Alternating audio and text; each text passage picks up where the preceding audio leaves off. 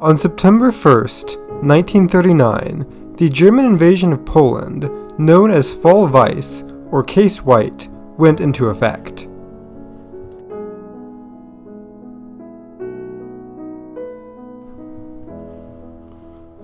During the early morning hours, the old, pre-World War I German battleship, the Schleswig-Holstein, left its moorings and began bombarding Polish defenses at the Westerplatte fortress on the Baltic Sea coast, firing the first shots of the war.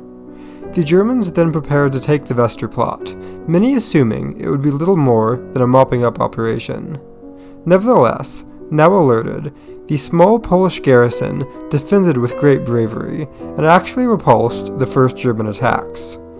The Germans launched continued assaults to dislodge the Poles, but were beaten back again. Clearly, this would be no easy victory. Meanwhile, German irregular forces and SS units under Albert Forster attempted to take over Danzig. Polish postal workers had fortified their office, resolutely determined to resist the invaders.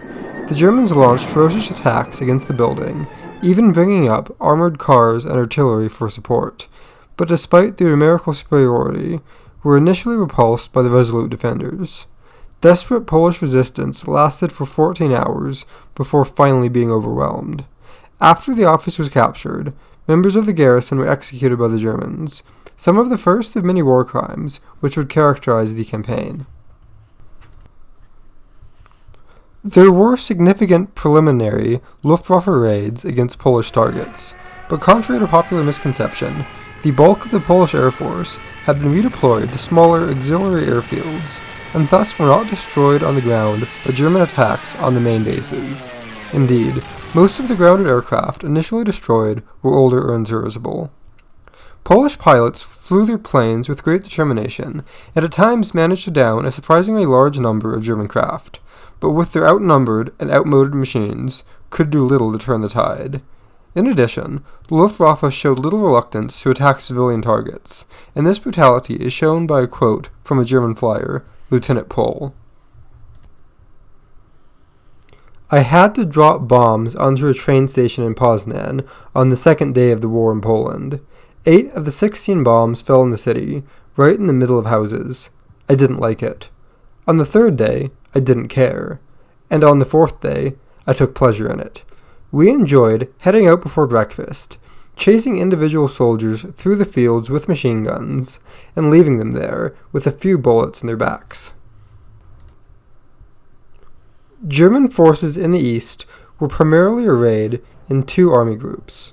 Army Group North, commanded by Fedor von Bock, was composed of the 4th and 3rd Armies.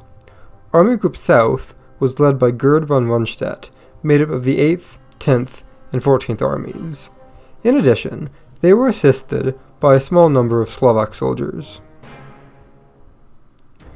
Polish defenses were comprised of several armies, each named after their assigned geographic location, all under the overall command of Marshal Edvard Ridge Schmigway.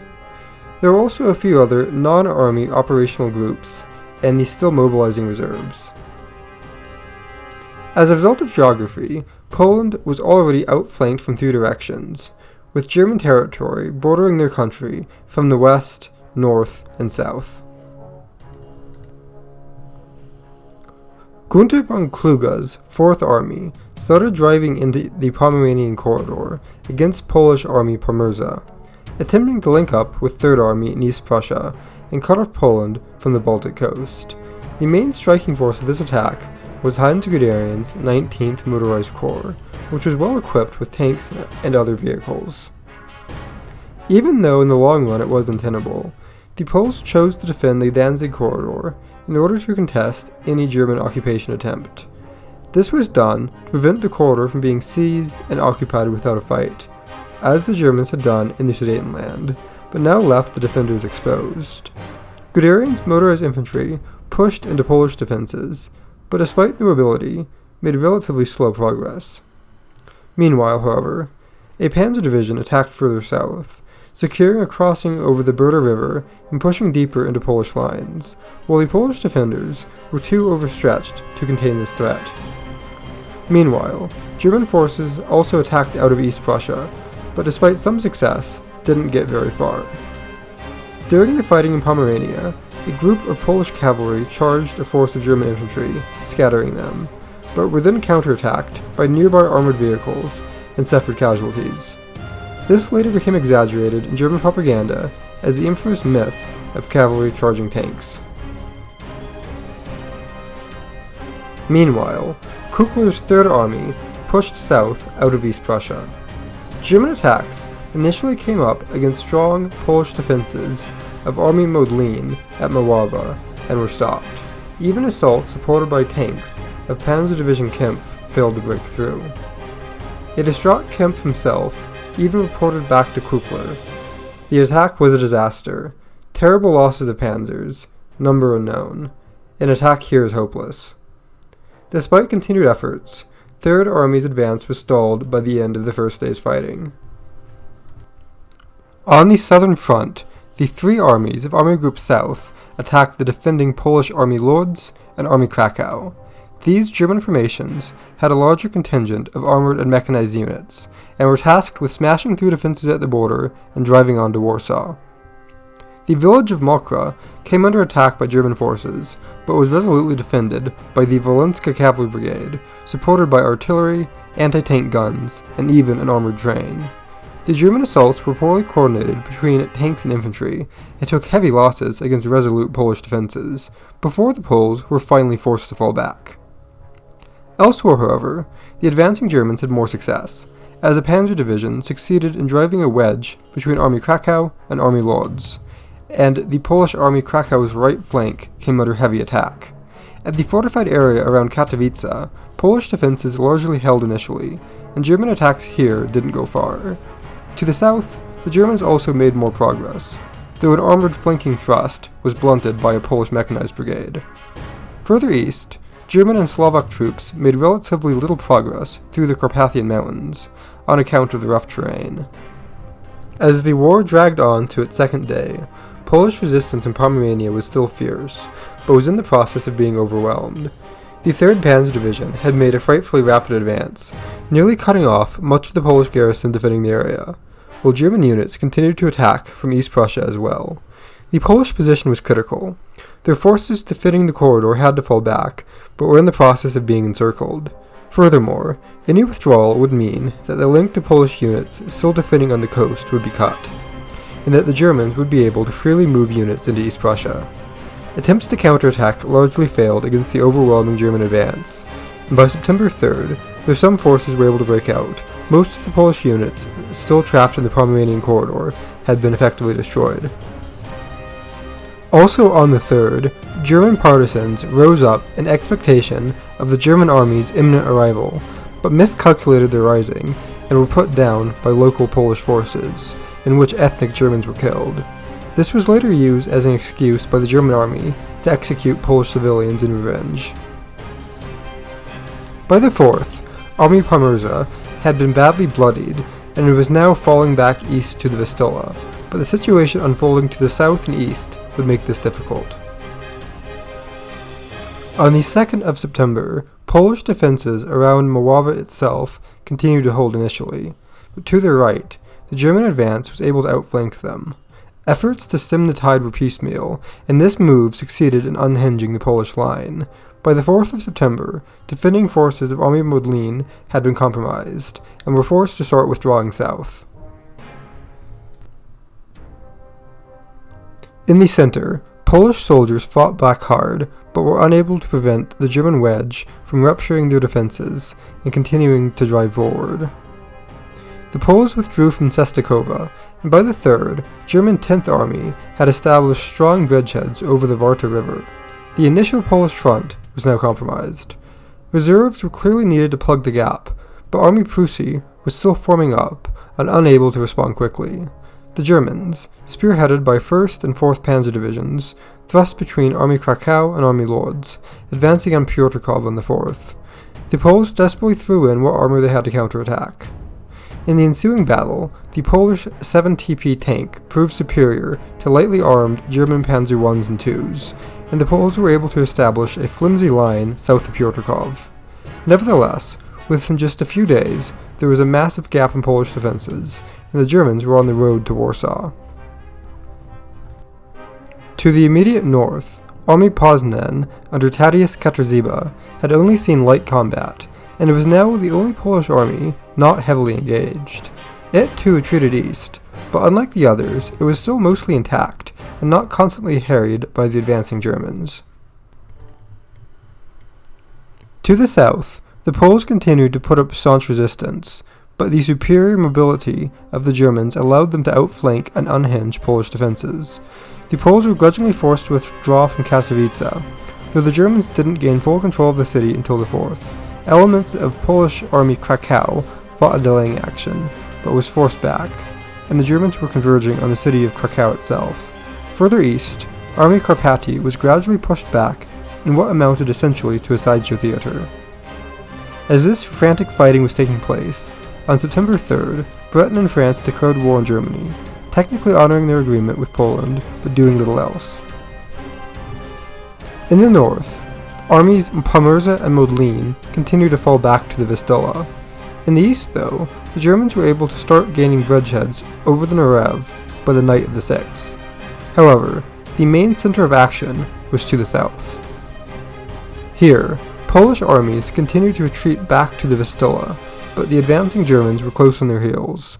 German 10th Army, spearheaded by the 4th and 1st Panzer Divisions, threatened to push on to Warsaw. Piotrków now became the critical sector, as it stood on the gates to the capital. Unfortunately for the Poles, Army Prusy, which was intended to block the German path, was not yet fully mobilized. As German armor drove on Piotrków, a fierce tank battle erupted. Once again, the Poles knocked out a large number of German vehicles for relatively light losses of their own, but in the end it was too little, too late to stem the tide. Polish resistance continued, but Piotrków fell by the 6th, giving the advancing Germans a clear road to Warsaw. Further south, Polish units continued to fight a rearguard action as they retreated, but the situation here was looking bleak as well. The German advance threatened to turn Army Krakow's left flank, and the city of Krakow itself fell on the 6th.